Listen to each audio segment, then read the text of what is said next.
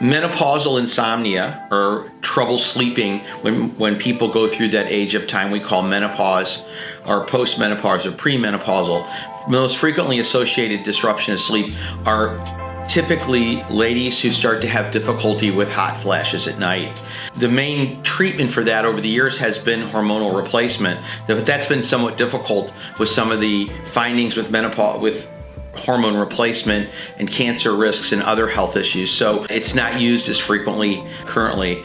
We can't stop the hot flashes. We don't have a technique for that. But what we do encourage folks to do is, of course, continue current stable bedtimes. Sometimes reducing the temperature in the room even lower than normal will help diffuse the warm flashes at night. There are some interesting technologies. There's one now that just has been released called Ember, EMBR, which is kind of a reverse wristwatch that sits on the inside of your wrist, and that has been shown to help with sleep initiation and was designed for folks with insomnia. So that's worth looking at. It was a recent National Sleep Foundation Consumer Technology Award winner.